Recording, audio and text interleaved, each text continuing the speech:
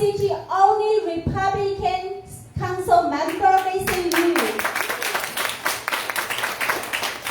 And our guest, Kiley.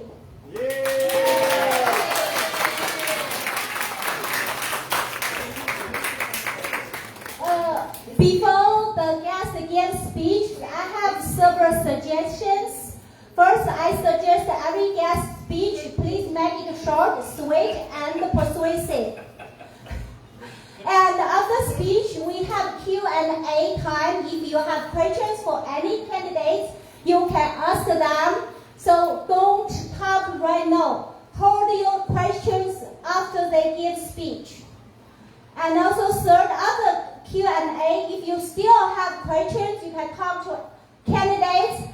And also, please, everybody, not more than 2 minutes. You can take pictures, shake hands, ask your question, but make sure not more than 2 minutes. Because we have so many people here, we need to make sure everybody gets a chance to talk to other candidates and take some beautiful pictures. First guest I want to introduce is Mr. Burton Brink. Brink! Yeah! Mr. Burton Brink is running our 49th State Assemblyman. He is running against the CCP party, people's enemy, criminals' dear friend Michael Fong. So we have to help Burton Brink to win. Thank you, Julie. Hi, everybody. My name is Burton Brink. I'm running for the 49th Assembly District, which covers the cities of Alhambra, San Marino, South Pasadena, San Gabriel, East Pasadena County area, Arcadia, Temple City, Monterey Park, Rosemead, El Monte, and I believe that's all of them. 10 districts, covers about 500,000 people. I'm a retired sergeant from the Los Angeles County Sheriff's Department. I started my career in 1977 with the Arcadia Police Department. And in 1982, I went to the Monterey Park Police Department. And in 1989, I went to the Los Angeles County Sheriff's Department and was assigned to Temple City Sheriff's Station from 1991 to 2009. All of that is in the Assembly District of 49. I've been part of this district since 1967 when my family moved here. I still live here.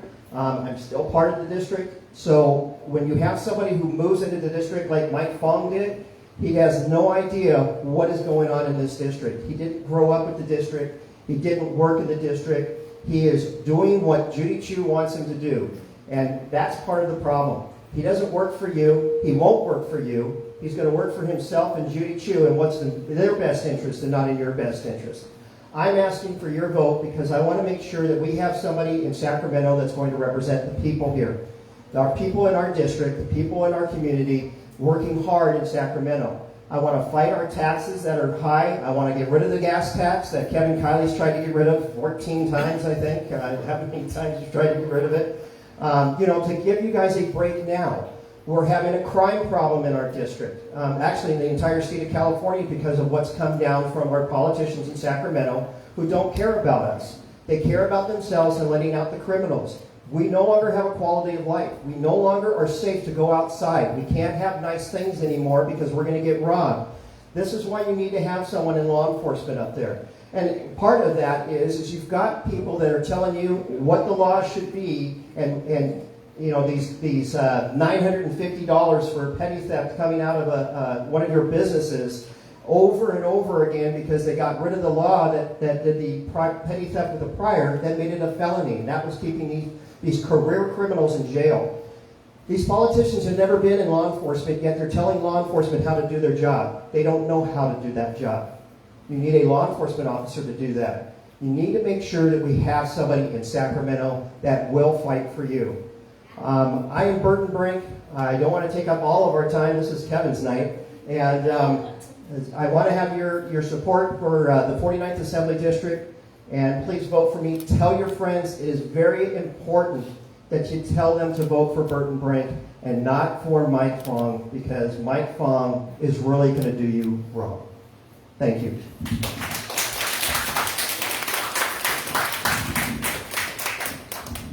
The next guest I want to introduce is Mr. Wes Hallman. He is running against Judy Chu. Everybody know Judy Chu? Judy Chu supports criminals, marijuana, drugs, never protect people.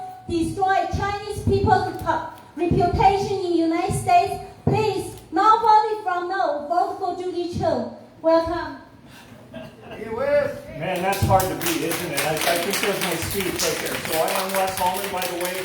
You are sitting right now in the new Congressional District 28. So this district goes from Monterey Park north through the western San Gabriel Valley all the way to La Cañada and La Crescenta, and then across all the hillsides to the 15 freeway, and then back into the mountains to include all the way back to Wrightwood. So you are sitting in the middle of the district right now. This is a new district, and it is winnable, and you need a real representation in Congress. Julie already highlighted some of the bad things that our current representatives doing. One of the things is I think Burton did a great job talking about security. By the way, the security of our communities also has a federal aspect about it, because monies that can come from the federal government to help us with, help our police force, help our law enforcement here in California. Also, what's important is the economy. As you know, a lot of economic stuff happens in Washington, D.C., and the fact is Judy Chu and her rubber stamp vote for the House Progressive Caucus is one of the reasons those bad policies and the incompetence in the federal government have given us the inflation that we have, the negative growth that we have, and it looks like, as you saw from this week, even increasing inflation and probably even higher interest rates, which are going to affect us. And then finally, getting to education, and really why Judy does not reflect the values of the communities that are reflected across this district. If you didn't know this, she was a full-throated supporter of Proposition 16 to bring back, essentially racial discrimination on our admissions to the University of California and the Cal State system. Even though this community voted overwhelmingly against it, she was a full-throated supporter of that, and she supports that at the federal level also. A little bit about me. I'm a 27-year combat veteran from the United States Air Force. I'm 4 generations deep in this area. I was born in Arcadia, grew up in Glendora. I always kept my home a record here. My last job in the Air Force, besides flying F-15s and F-22s, I was doing national security policy, and I ended my career as a senior Air Force officer in the House of Representatives. The first week I was there, I decided I needed to meet my congresswoman and be a resource for her office. I got 90 seconds in front of her. She asked me who I was, what I do, and where I was from. She didn't listen to the answers to the first 2 questions. She only heard Glendora, and the second one said I had a good high school band, and kicked me out of the office. I later found out doing research, she has passed in 13 years 1 piece of sponsored legislation to rename the post office in Sierra Madre, California. And that is it. Other than that, she's a rubber stamp for Nancy Pelosi, for President Biden, and for the House Progressive Caucus that wants to defund the police, bring back racial quotas, and then drive our country into the wrong direction. So that's why I'm running for Congress, and I'm happy to take your questions later on. And with that, I will turn it back over to Julie. Thank you so much. Thank you. You also wrote a step for CCP too. You forget the most important part. Well, she was the leader of the Communist Workers' Party at UCLA when she was an undergraduate there, and then she was the executive director of Forward for Progress, which is a Marxist organization, and she wrote for them through the 1980s. But somebody else needs to make that point, because she will use that and say that I'm racist against her if I say that.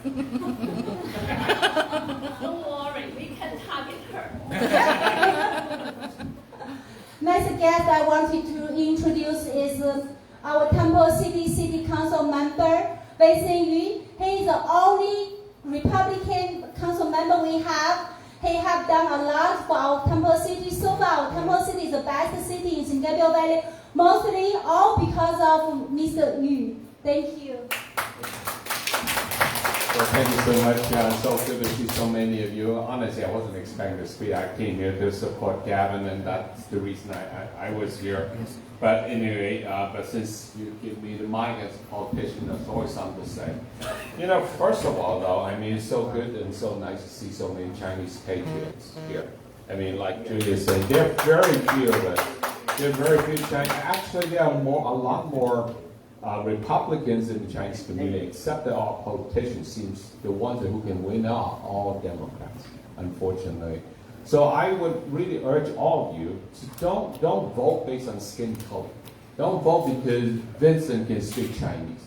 Vote for Vincent because Vincent can do something for you. Look at their record. I mean, like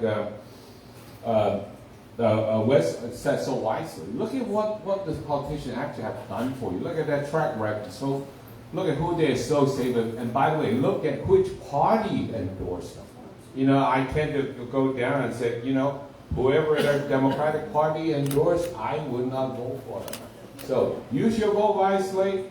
And the other one is that as a politician, I can tell you, I've been 6 years as a planning commission on Tamil City, and 13, this is my 13th year, I'm a fourth term council member, even though I have a real job somewhere else. There are a lot of politics. There are all reasons why people stay in politics. There's a lot of reasons why people want to be politicians, because honestly, they cannot hold a job anywhere else. I mean, like That's Burton, right?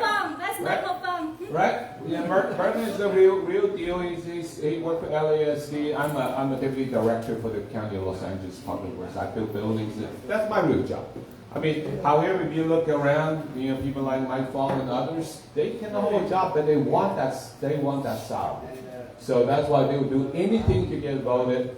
Unfortunately, there are more of them than there are a few of us. So we have to get the votes. It's robbing Peter to pay Paul.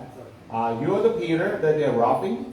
Unfortunately, a lot of Pauls out there. So rally our people, rally, you know, if you have access to Chinese friends, Asian friends, make sure they don't get fooled by just voting for Asian-looking people. Okay. Let's see, what's the last thing I said? You know, finally, on the ABI hate, big topic. Asian Pacific Islander hate. Well, and there's stupid people out there, you know. But legislating hate is not going to change anything. I will urge every single one of you, if you feel threatened at all, I mean, just like everybody else. There's stupid people out there. I mean, if you walk on the wrong side of the street, you get mugged and beaten up too. You know, I think it's important that all of you would take the time to make sure that you work for the community, change the image of people's image of who we are as Asian Pacific Islanders. You know, I've been here, I was from Hong Kong originally, I speak both Cantonese and Mandarin, but I really put myself out there. That's why I've been out there for 19 years, and before that I was a Boy Scout leader. I think all of you need to put back to change what people think about who we are as Asians. So I don't want to take up too much of your time, so I'm going to yield the mic, and thanks so much for inviting me. Thank you for coming. The last guest I want to introduce is Mr. Kevin Kiley. A lot of us met Kevin many times from last year recall governor. So basically, Kiley is an old friend for us. So welcome, Kevin Kiley.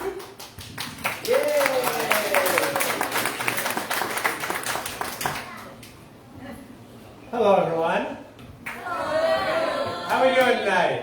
Good. Thank you all for being here. I can't tell you how honored I am that you would come here tonight to spend a little time to talk about how we can fight to get our country back and moving in the right direction.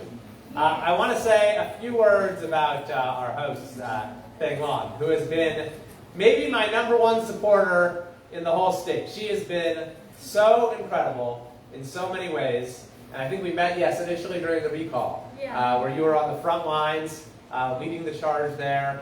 And you know, I've traveled all around California. I've been in the legislature for almost 6 years now.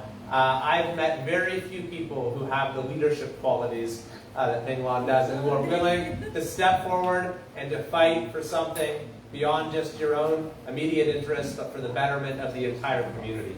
And that is really admirable and really inspiring.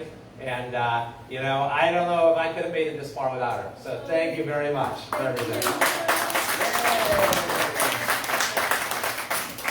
And then our host, the owner of this beautiful home, Ken, who has been an absolutely unbelievable supporter. I just saw one of the videos that he made, which was really cool. He is, we've you know, talked here and there at a few events over the last couple years, but I've gotten to know him a little better as I'm his house guest, and he's been an amazing host, fantastic cook, by the way, in addition to everything else. You know, Ken was telling me his story, and he said, I just love this country so much. You know, this is the country that gave me the opportunity to work hard, to come here with nothing, to go through school, start my own business, and to, start a family and to be able to build his beautiful home himself. I mean, what an inspiring story. He said, I love America so much, and we can't let America become something else, right? We can't let it become something totally different. We need to make it remain the land of opportunity for generations to come. And that's the fight that we are in right now. And that's the fight that everyone here is a part of by virtue of being here tonight, by virtue of being part of all of the causes that Kiley is championing. I mean, how many here were involved in the recall? You gathered signatures, or you? All right, very nice.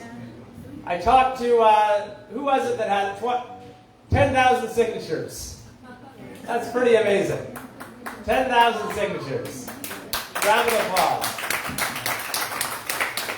The recall was really something extraordinary because I had been in the legislature by a few years at that time, and I've seen California going downhill, and I've seen how badly our politicians in the state capitol do their job.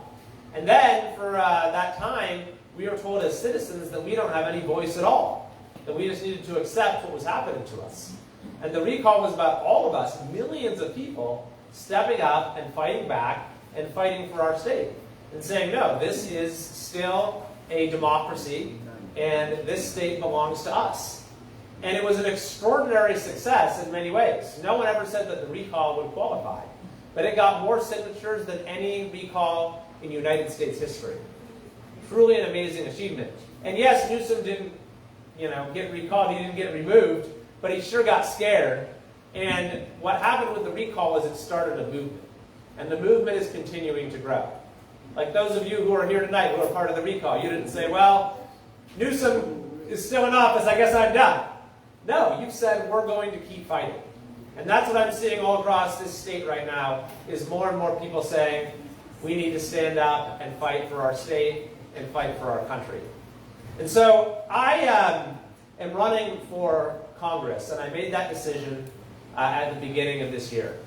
And it was not an easy decision for me to make because I've been a state legislator, I've been a state legislator, and I really got involved in the legislature, involved in politics, because I was so just frustrated with what was happening to California. And, we talked about the American dream that Ken came here for, and he's the living example of the American dream, right? Everything he's accomplished. Same with Bing Lung. She's become an extraordinarily successful lawyer, all on her own merit. And there are people here. What was it? Grace, I was just talking to, does real estate. Yes, she's been an extraordinarily successful real estate agent through your own hard work and efforts.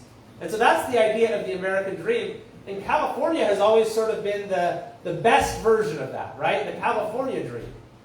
That the opportunity that America offers, California offers even more, in abundance. And that's why throughout our history, people have come to California. They've come here from other countries. They've come here from other parts of this country. In fact, last week was the California's birthday. It was the 172nd anniversary of the day California became a state. For 170 of those years, the first 170, California's population kept growing. Because more people came here, this is where they wanted to come, and not very many people left. That just changed in the last 2 years. For the first time in California history, more people are now leaving our state than are coming here. Does anyone know anyone who's left? Do you have a friend who's left California? Anyone? I have so many friends left. So many friends who have left California. My clients too. Your clients as well. Yeah, it's a virtue of business. I mean, it's so sad because this used to be the state where anyone could get ahead. Now it's the state people want to leave behind. And it's still an amazing state. We still have so much to offer. What does California have? California has everything, right? We have the beaches. We have so many different cultures, so much diversity. Food. We have great food. We have amazing national parks and state parks and mountains and skiing. You name it. but our politicians are ruining it all. And so that's what we need to stop. I mean, look at what's happened to California. Right now, in this state, we have more poverty than any state in the entire country. Homeless. We have worse homeless, by far, than any state in the entire country. Criminals. We have crime that is absolutely off the charts. And this is, before I became a politician, I was a criminal prosecutor. And that's one of the reasons I decided to run for office in the first place, is what was happening with crime. But we're living in a state now where people just don't feel safe in their communities. In Los Angeles, I know there are some people here from LA, they're telling you don't wear your jewelry when you go out. You're going to make yourself a target. Leave the jewelry at home or put it in your pocket or your purse. You can put it on when you get to the restaurant. Don't wear it outside. I mean, this should never be happening in the state of California. And the list goes on. Our roads are falling apart. These fires have gotten just out of control. We're forced to cut back on water. The government tells you you can only take a 5-minute shower. You can only water your lawn. No, not allowed. Or you're not allowed to water your lawn, or you can only water it 1 day a week, or whatever it is. They have those devices. If you don't do what you're told, they'll come and put the device in your house. And then so when you go to use the shower, it's just a little trickle. It's a little droplets of water come out. Free. They install for you free. They install it free. Well, they'll force you to install it. You have to have it there. We're going to turn off the water altogether. I mean, what has happened to our state? So that's why it was difficult for me to decide to run for Congress, because all of this is happening because of California's failures. But here's the thing that I think is happening right now, is that everything that has gone so wrong in California, it's all happening to the whole country now, right? All of California's problems are now becoming America's problems. And our governor, he said that himself. That was the plan. He said California is a model for the nation.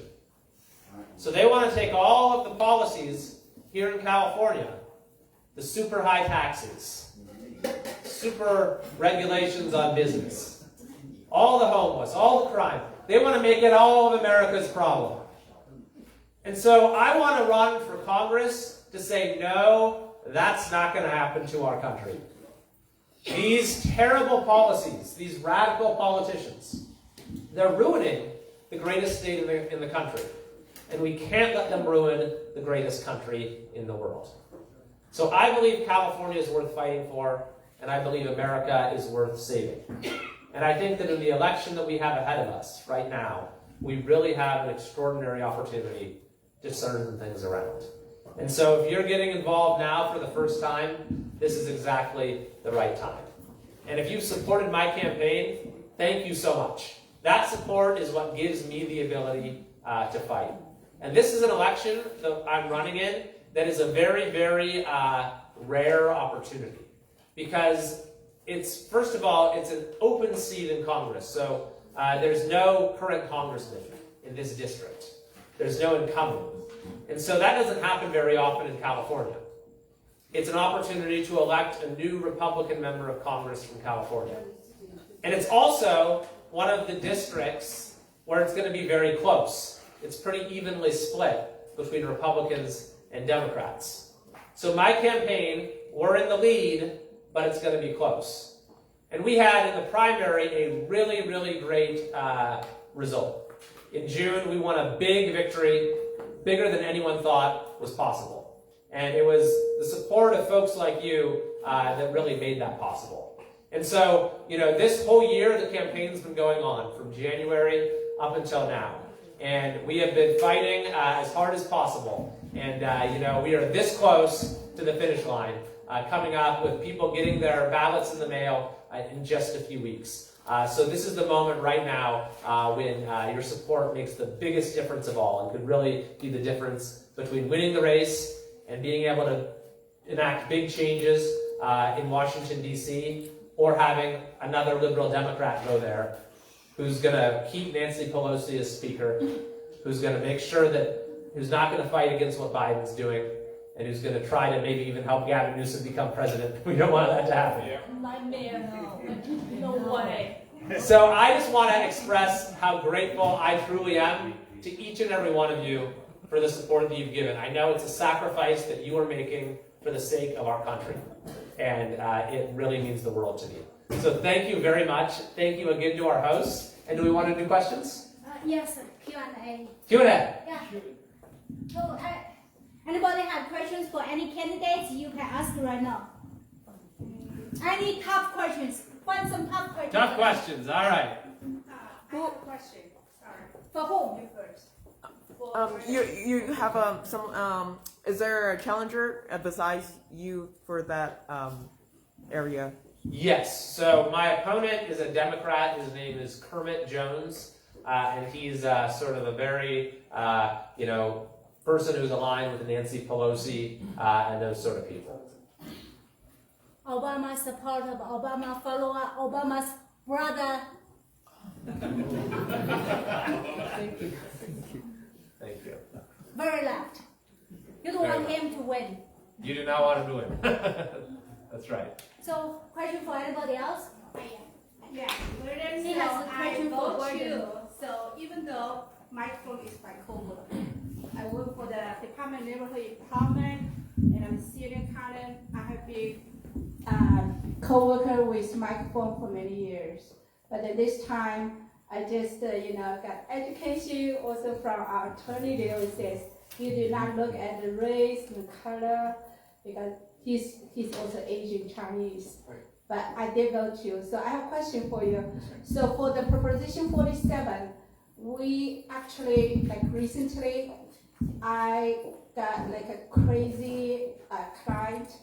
He knocked out my door and then smashed the window, but it's under 950. So I'm a victim. So I really hate this.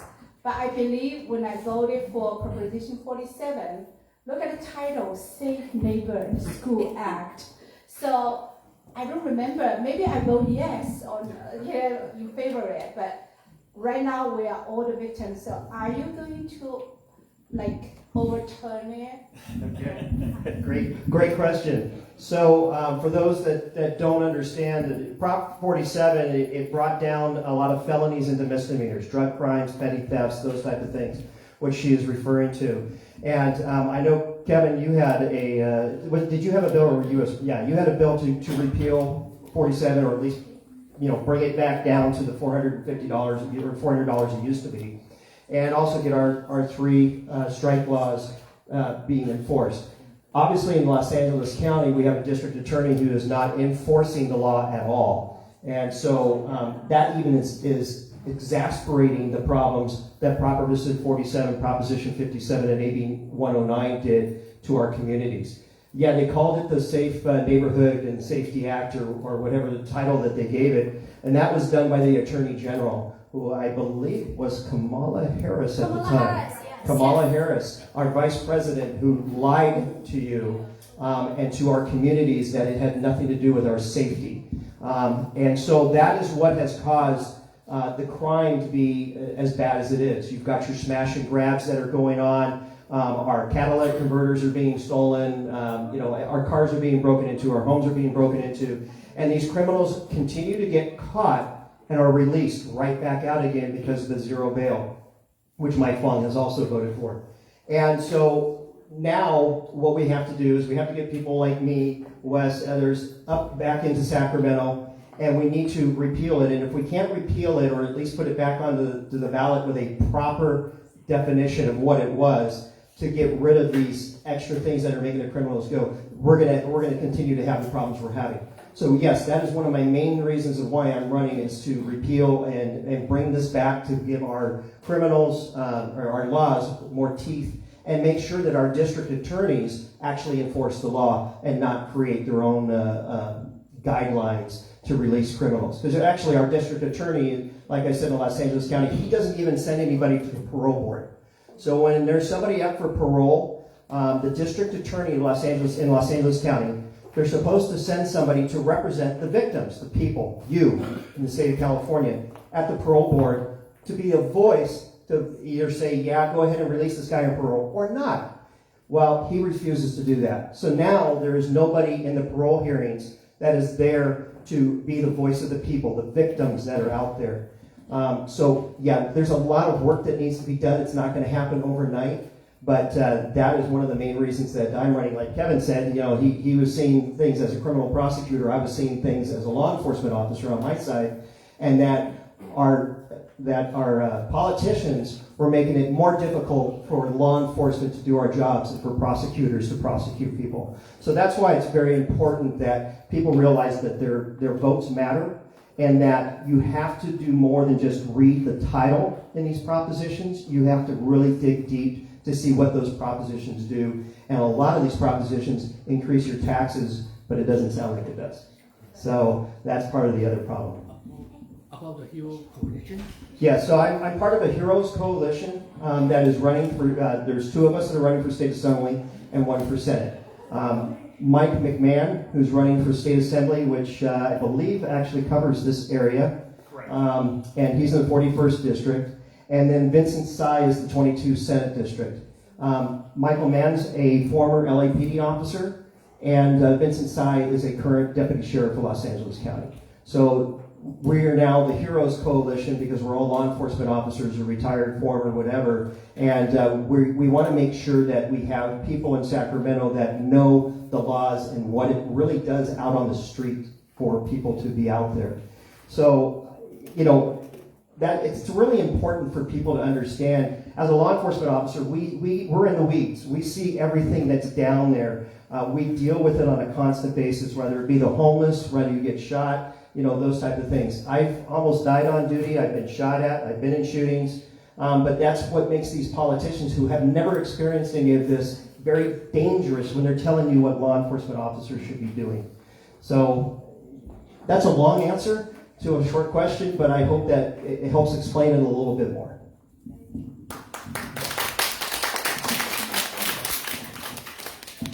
Anybody? Okay. Question from home. Hi, everybody. My name is Michelle Wu, a CPA. I got a question regarding the homeless. So, how do you deal with the homeless? Loaded question. Who's that? Yeah. Whose house? Went through Obama's house. Obama's house. Barack's Okay. house. Gavin Newsom's house. Yeah.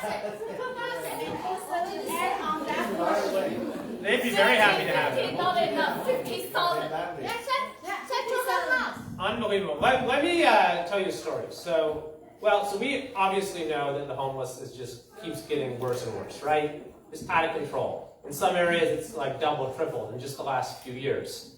And what's truly crazy is that the government is actually spending more and more money every year, supposedly, to get rid of the homeless. True. So when Gavin Newsom came into office, do you know how much we spent on homeless?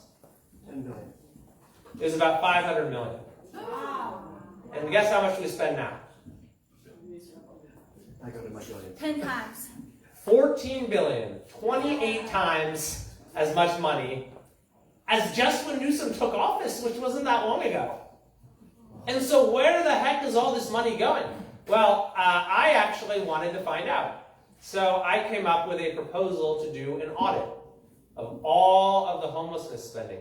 How is it that this money is just disappearing and we keep getting more and more homeless? Well, guess what happened? We were one vote away from getting this audit to be done, and Newsom pressured the legislators to vote against it, so we fell one vote short of doing the audit. No. So that's question number one, is where is all this money going? And then there are so many issues. I mean, you just spoke well about Prop 47. That's definitely connected to the homeless situation. Yeah. We're letting people out of prison early. Newsom just made tens of thousands of more violent offenders eligible for early release. And then our law enforcement officers don't have the ability to deal with the homeless situation. And then the courts made the situation even worse because they've made it so that the police officers aren't able to tell the homeless to move along in most circumstances. And so that's made it an issue as well. I mean, in my view, what we need to do is get people the help they need, right? Mental illness is top of the list. So we need to have mental health treatment. Drugs are a huge part of the homeless situation. You had, I think in LA, people here from LA, right? In Sacramento, we just had the same thing. Starbucks is closing down their stores because there's open air drug markets right outside their stores. And they said, we can't have stores here anymore. Yeah, but they support Democrats. Right, so they support the politicians who caused that. Yep. Yeah. Good point. That's a great point. All these corporations that are, woke is the word we use now, promoting these liberal policies. But, I think that is a good start, is we need to get people off the streets, get them into some place that has a roof, but is not near where we live, and then get them the help that we need. What do you estimate the number of conservative voters remaining in California? Well, it doesn't help that so many people are leaving, because it's a lot of conservatives who are leaving. But, even though there are a lot of people leaving, there are a lot of people who are staying and fighting. Like the folks here tonight, right? Yes. Staying and fighting. Stay and fight. So that's what we're doing. And I think that we have a lot of people who are joining our cause. Do you have a percent? I don't have a percent necessarily. I'll tell you this, though. I think that when you take the conservatives and the moderates, they're way more than the liberals. The liberals are actually a minority. And even the liberals are getting fed up with the homelessness, with the crime. Unfortunately, we didn't get George Gascon out, but the guy in San Francisco, the district attorney there, they did vote him out in a recall. It succeeded. They did the same thing with their school board in San Francisco. They got 3 school board members vote. Now, San Francisco people are pretty liberal. Like, the percent there is like 98% Democrat or something. And they're voting their politicians out. So I think that, we need to grow the number of conservatives in California, but we also just need to bring people who are just looking for a decent quality of life, whatever their political views are, to our side. Who just, when you don't feel safe in your community, when you feel like your kids aren't going to be safe walking to the bus, that's bigger than politics. That's something that, will really get people, I think, to rally to our side. And I think that's what you're starting to see happen right now. And they need to vote. You got to Need to vote. vote. You gotta vote. Because those that are complaining that nothing's going on, most of them haven't even voted. So that's part of the other problem. Half the Republicans didn't even vote in 2020. It's not clear to me yet. So you say the moderates and the conservatives outweigh the liberals? Mm-hmm. Yet why do we keep losing in California everything? From the way money is spent to law enforcement to anything. Why? Why is that so if the numbers are in our favor? Well, the problem is that a lot of the moderates have been voting for Democrats. And so conservatives have been voting for Republicans, liberals have been voting for Democrats, but more moderates than should be are voting for Democrats as well. And part of the reason is that they're just, it's a one-party state, and they've used their control of the political process to sort of keep themselves there. They get so much money from all of these special interests, the unions, the big unions, teachers union. They spend so much money to elect Democrats. It's why in my race I'm having to raise so much money, is because they're pouring so much in to oppose me. There's a lot of other ways that they have, made it easier for themselves to retain their power. But, I will say, California is a blue state. There's no denying that. Right. That's the way that voting patterns have been in recent years. But I don't think it has to remain that way. And I think that, when people start to see, when you start to see the sort of things that just happened in San Francisco, I think that's a sign that, change is coming. But it's not going to come on its own. We need to make it happen.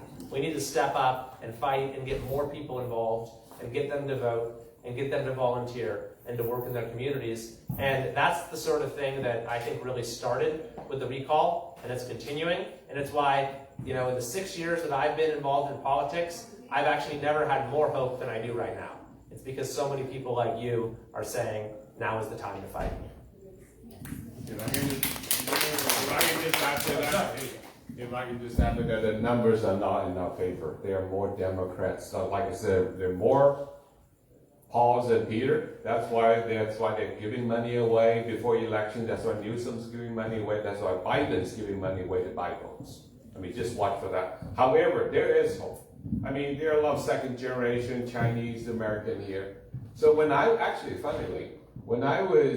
growing up, so to speak, my dad didn't like me getting involved in politics. My Chinese father did not like me getting involved in politics. But you all can make that change. You all can make that. You can support people like Kevin's, support like Burton, Wes. Support them. I mean, running campaigns is extremely expensive. We have hope, but if we turn the tide around, you have to go that little bit extra mile to support these guys. There are more of them out there. I'm not running for office, so this is not for me. I'm opposed, so nobody's running against me. Oh, nice. That's the way to do it, right? But you know what? It may be a tough fight, and I appreciate these gentlemen and going at the next level. I'm staying local. But you can actually have a lot of influence. A lot of cities can be Republican. It doesn't have to be. Maybe it's a much tougher fight at the Assembly, at the Senate, at the Congress. But at a local level, you can definitely, school board can make a difference. I would urge the Chinese parents, allow your kids to go into law, encourage your kids to go into politics, and you yourself need to get into politics.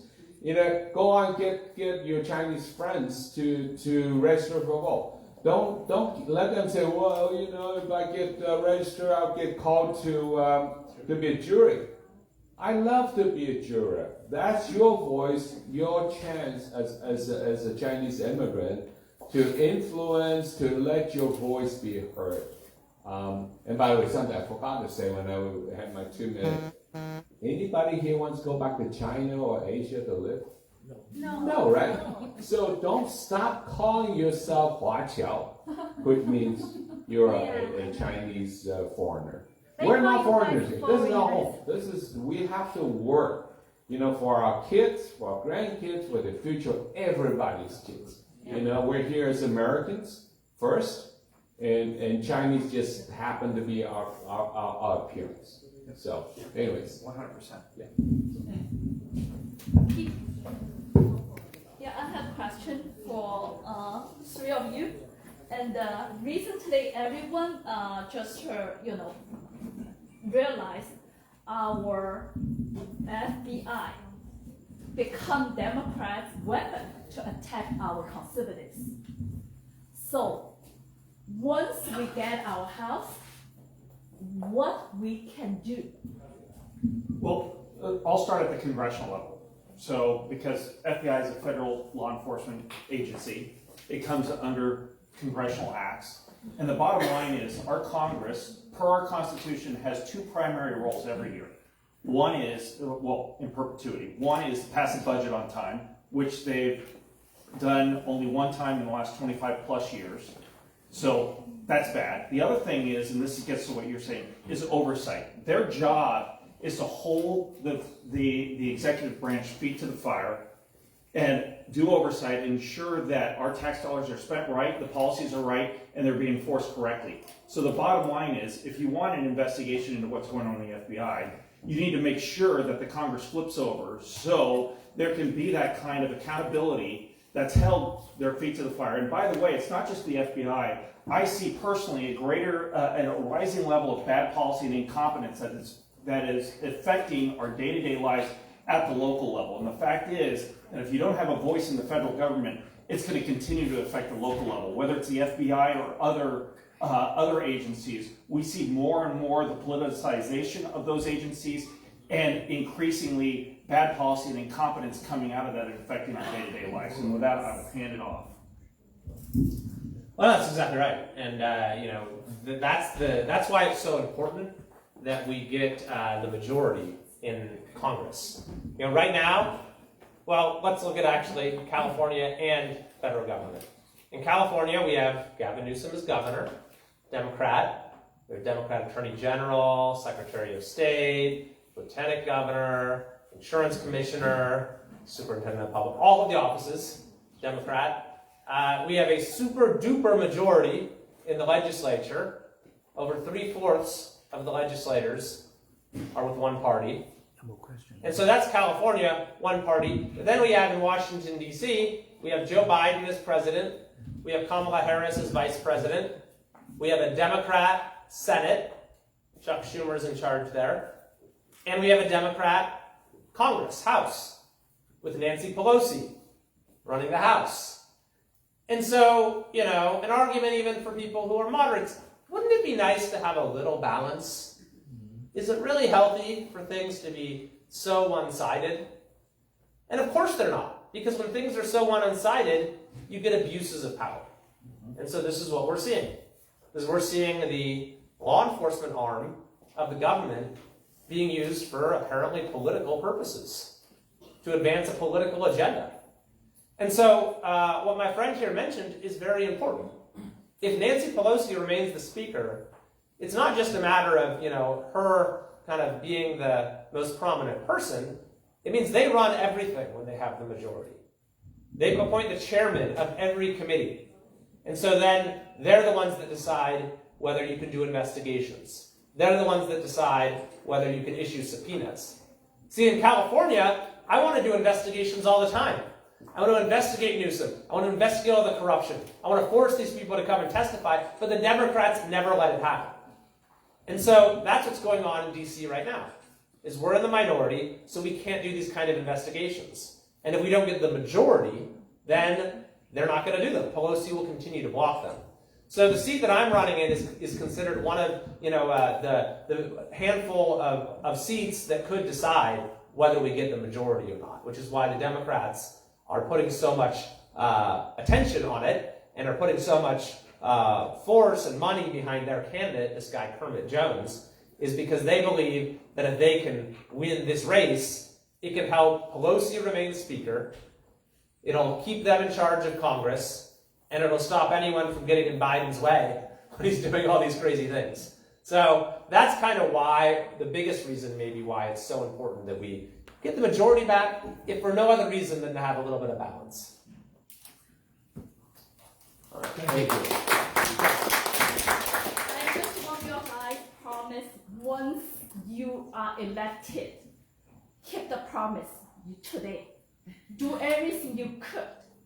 Put everyone accountable for what they did. And keep our country, its freedom and the democracy as before. And it's kind of like Hussein Obama. That's the most big devil in the whole history and in the whole world. Target him. Be tough. Be stronger. All right, we got our marching orders, huh? Well said. Well, that's why we are running.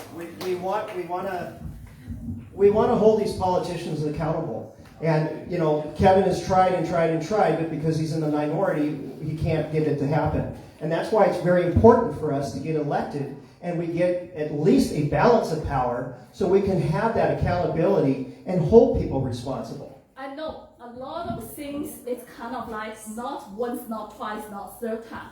It's those Republican candidates, once they, you know, in the House or in such positions, they make compromise. They turn. They kind of like no longer keep their promise. Right. I totally agree with you. And, you know, if you know me, this is my 4th run for state assembly counting a special election.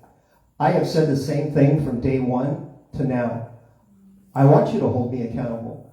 You should hold every single person in office accountable. And if they aren't doing what you want them to do, you need to vote them out. Yes.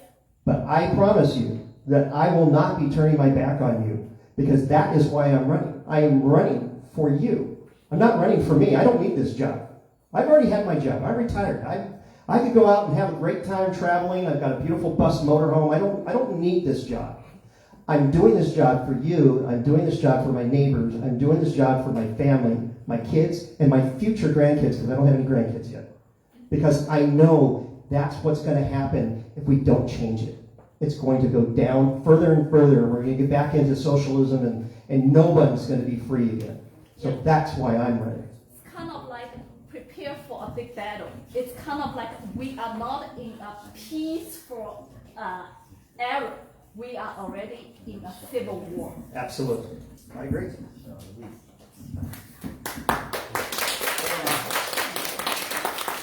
I have a question for all three of you. Well, our president is got the man job, he's yin yang. Who is running the country? The party. Hussein Obama. The Democrat Party. Hussein Obama. Yeah, okay, Obama.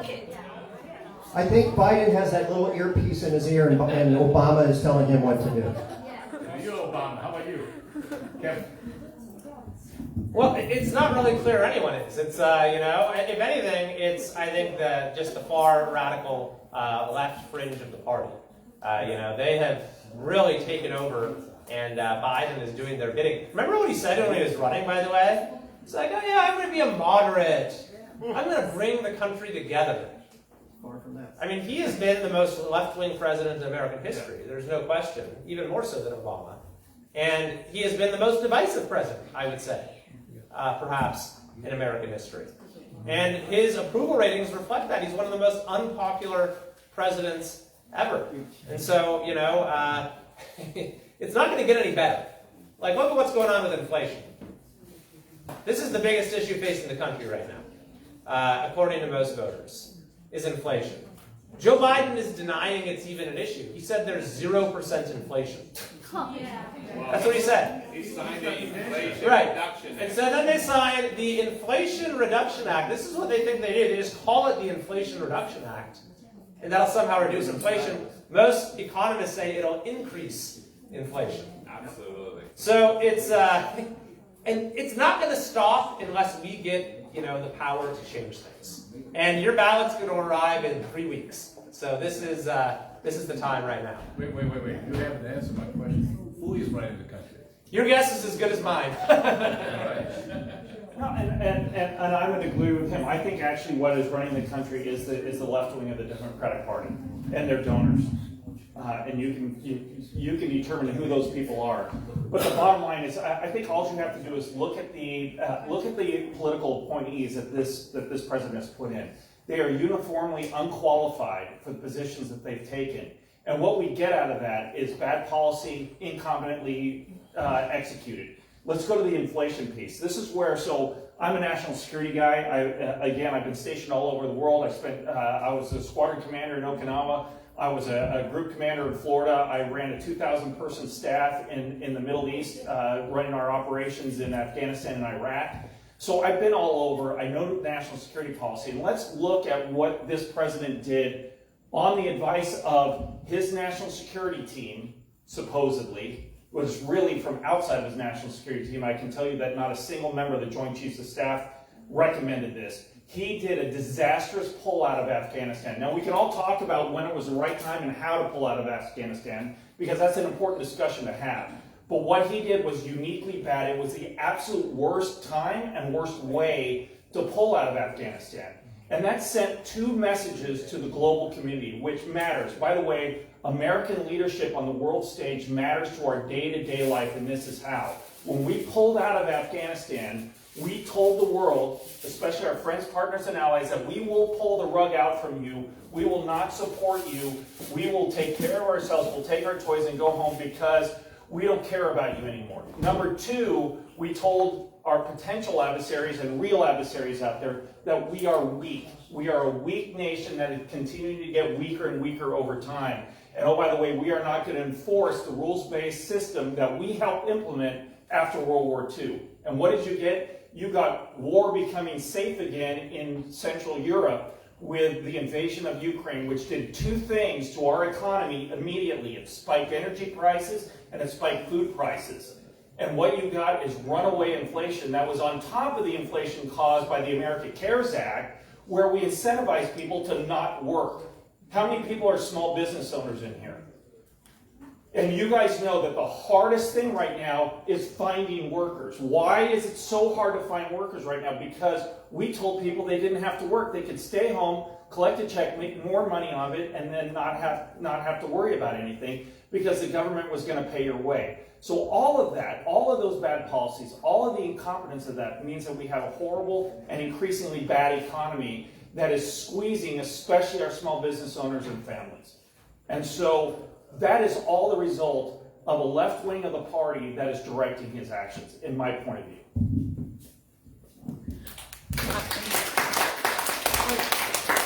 I got a question. For California, everyone, when I go onto the street, people who hate Trump, they are very loud spoken. They're flaunting like, oh, he's a racist everywhere. When I work, I hear that all the time. When the person who is in White House right now, who has been track record racist, speaking on the spill the most racist stuff throughout his political career, and the patriots are when they gather, they like us, we are like all fired up. But when we're out there, it seems like we're silent or transparent. And when we go online, we've been scoffed at, we've been harassed. Culturally, I, as a California voter, I feel that there is very little light and hope here. So, what is our hope and light? Well, I think what you're identifying is a double standard, especially in our media, and how things are characterized. Also, you have a party that has spent the last several decades trying to divide people into smaller and smaller and smaller groups that are pitted against each other that keep them in power. I think what we need to make sure that we're doing as a party is that we're expressing that we're on behalf of all Americans, that we're talking about a country that is based on opportunity for all, and where we invest in that is at the lowest level. So there are people out there that are severely challenged. There are programs for them, and we should support that so we lift them up so then they can take care of themselves and take advantage of every opportunity in that. And that is not racist.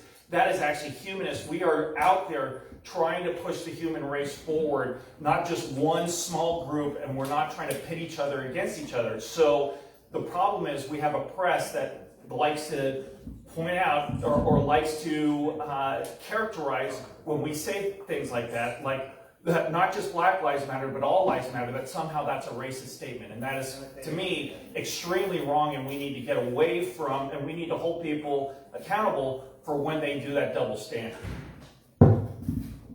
Yeah, I think our Q&A time is... Can I have one more? Okay, last question. Because I know a lot of people want to talk to the candidates and take some photos. We need a little bit of time for that too. So, your last question. What is your last question? Okay, one more question. For whom?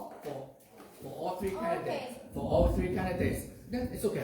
I think they can hear. There's a lot of issue in California. After you elected, what is your first issue going to battle? Mine is work on crime. Crime? Stop the crime and redo the laws to put teeth back in our laws. Okay, thank you. Mine is 100% on the economy, not just getting inflation under control, but actually getting federal spending under control. Because right now we're closing in on $31 trillion in debt, where every American baby that takes its first breath is $100,000 in debt, and that is not sustainable over time. We need to bring back sanity to our budgeting, and that will actually bring back sanity to our economy. Well, we need to stop Biden from doing any more damage, and then we'll get the country on the right track after that. Okay. All right. Thank you.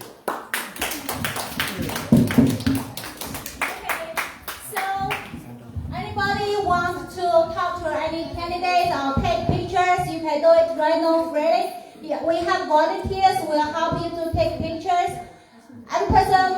Each person, not more than 2 minutes to each candidate. Thank you. 就是我们中国人的自由活动时间，就是大家想照相的可以照相。No more questions, sorry. Yeah, we take a group picture